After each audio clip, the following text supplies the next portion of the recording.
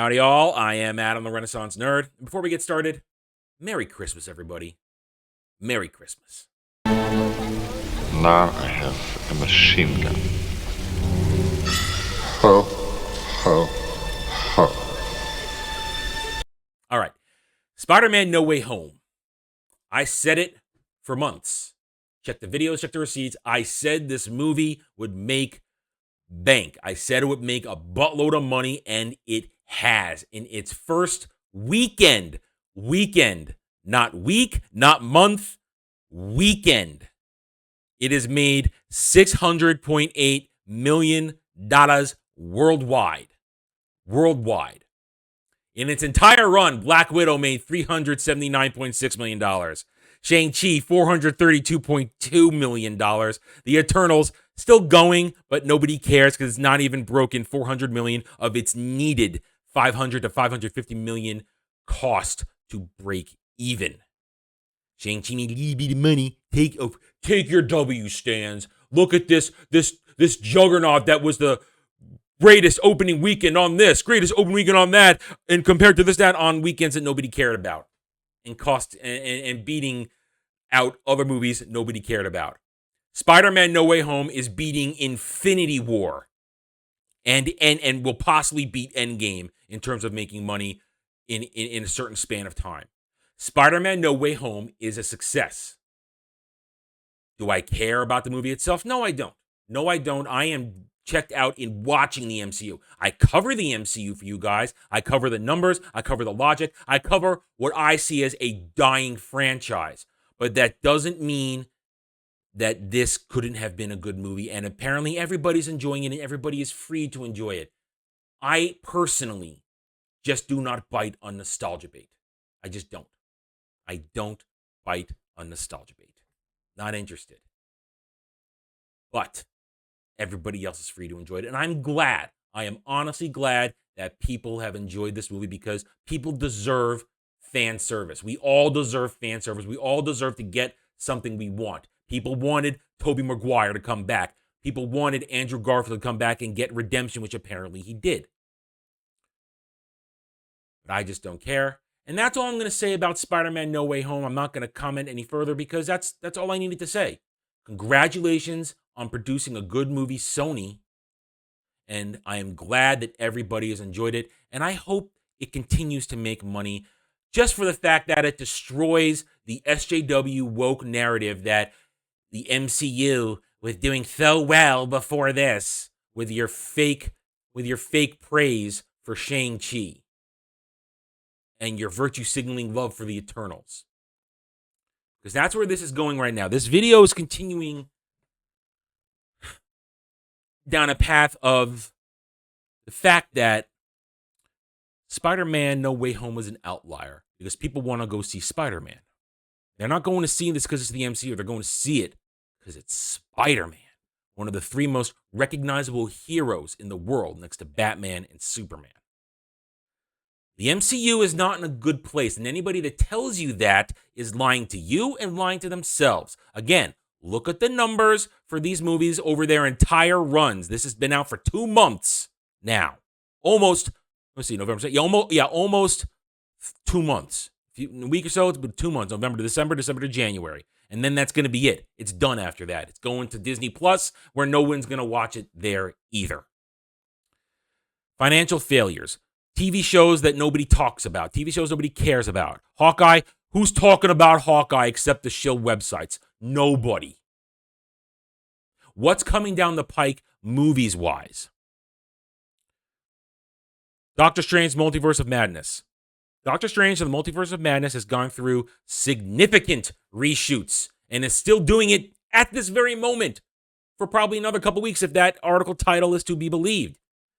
Reshooting this movie massively. That's not a good sign. And again, who is the hero we care about in this? Do we really care about Doctor Strange? Probably not. Most people probably don't. He's great as an ensemble. I like the first movie, but he's great with other people. Elizabeth Olsen, smoking hot, but who really cares about Wanda? Nobody. And America Chavez? Show me the people lined up to see America Chavez. Doesn't exist. Failed character. Thor: Love and Thunder. The world loves Chris Hemsworth. He's a masculine man. He's an alpha male. Men like him. Women drool over him. But they're pushing him aside for Natalie Portman, Jane Foster Thor. They're pushing him aside. There was one of your foundational heroes for the MCU for a decade. A pillar. Pushing him aside because he doesn't fit the woke SJW virtue signaling narrative agenda. Can't have a big, white, masculine man being a hero anymore.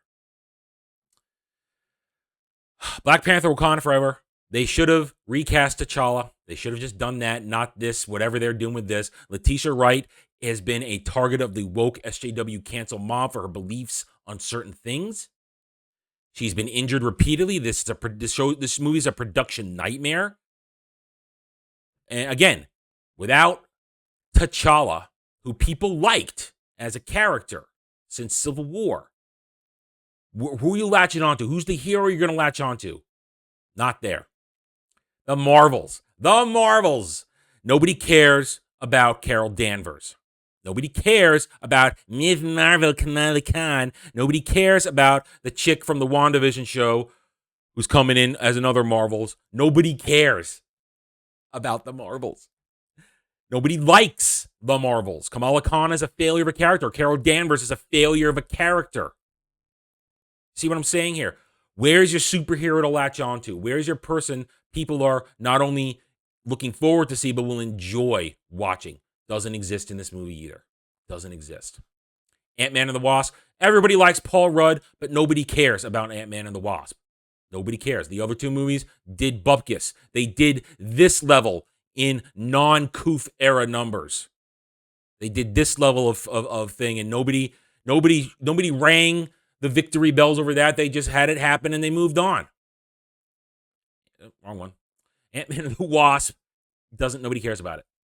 Nobody cares about it. People like Paul Rudd, but nobody cares about it. Paul Rudd is not a hero anchor. Guardians of the Galaxy Volume 3. This is the outlier in all this, but not until 2023. James Gunn, no matter what you may think of him as a person, he's a good writer and a good director, and his actors love him. They love working for him. They give him the best possible performances they can. They make a fun movie for him, and the audiences like it. This will be the outlier and make $1 billion because people care about Chris Pratt. They care about these characters because they're holdovers from Phase 2. They're holdovers from Phase 2 that people enjoyed. Blade, Mahershala Ali may be a good fine actor, but this is going to be a PG-13 movie. It's not going to be R. And he's not Wesley Snipes. He's not Wesley Snipes. They should have canonized the first two Blade movies into the MCU and made Wesley Snipes' Blade the elder statesman hero on the ground level. They should have done that. It would have been awesome. They might have even kept me interested a little bit. But this, I'm not interested in Mr. Ali's Blade. I'm just not.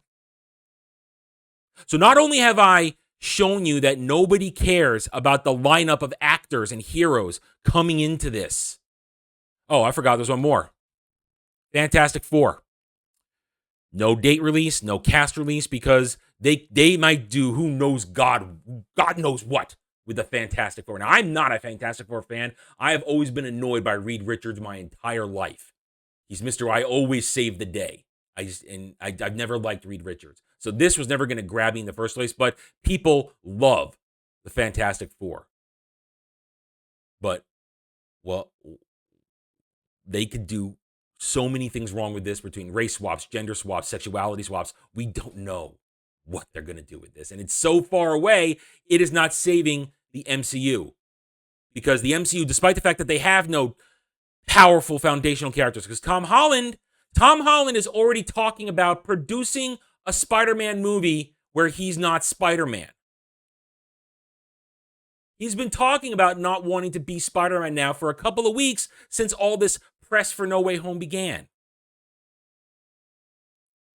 Spider-Man should have been a foundational pillar going forward, but he might not be because, frankly, also, a good Spider-Man movie is a ground-level New York City movie, Not a globe spanning, not a cosmic. It's a ground level New York City movie where Spider-Man is dealing with something that is not a threat to the world. It's a threat locally and maybe just a threat to him, like Venom, like the Green Goblin. But they're not going to use him as even though they say they're working on the fourth movie, he's not being used as a foundational column right now. He's not.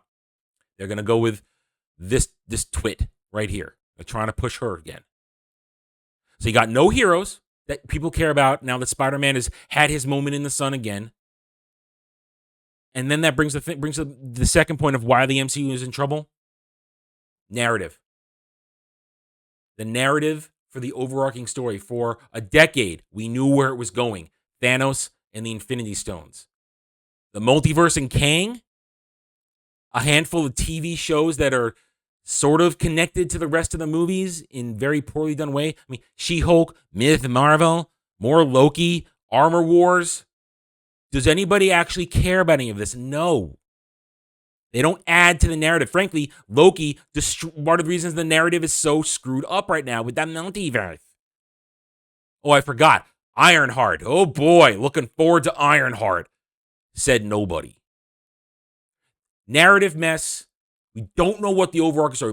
The multiverse is not an overarching story. It's just an event.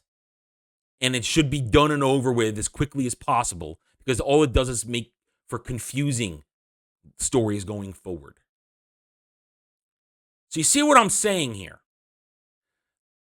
Spider-Man may be a financial success and people may love it, but it does not solve the MCU's problems of no other characters people care about, of a story, an overarching plot to tie everything together, to get people excited, to get people pumped for another Avengers movie. And frankly, remember, what Avengers movie? We have nothing. Kevin Feige himself has said he wants the next Avengers to be mostly whammon. So they don't know what they're doing. They have no plan. The narrative shows they have no plan. We don't know what's going on. All these loosely connected movies and TV shows are not driving us towards a destination. They're driving the MCU off a cliff with the stands cheering it as it goes along because they are blind. They suffer from cognitive dissonance. They convince themselves that every shiny object is great when, in fact, this franchise is on fire. And one outlier, possibly another one with Guardians of the Galaxy in another year and a half, will not solve the problem that the MCU doesn't know what story it's telling and it doesn't have superheroes left that anybody cares about. All right, I'm done. Thank you for watching this video. If you enjoyed it, a like would be very much appreciated. If you are new here, I invite you to subscribe to my YouTube channel. You can also follow me on Odyssey. I'm here to give you facts and logic to earn your trust and support. I'm not here to be everybody's friend. I'm here to be honest with you. And if you can't handle that, then my channel is not for you. Hit the notification button. Share my video if you like what I'm preaching. And please comment. You don't have to agree with me. And that's just fine. Normal people can have different opinions and still get along. We are not stans and SJWs who are cowards behind keyboards. I don't care what they think. You stans and SJWs, you can vomit all over my comments and spurg out all you want. I really don't care what you think. And nobody else does. Because we all know that if we ignore you, you have no power. So thank you again for watching this video. Take it easy. Thanks for watching, everybody. I don't do Facebook. I will never do Twitter. If you want to reach out to me, just email me. It's purely for this channel. I will not miss your communication. Check me out at the Geeks and Gamers forums under @ROAS. Join me in conversations there, among many others. And I'm now on Odyssey @The Renaissance Nerd. Follow me there as well. Help us keep fighting to return escapism to entertainment. Thank you again for watching. See you next time.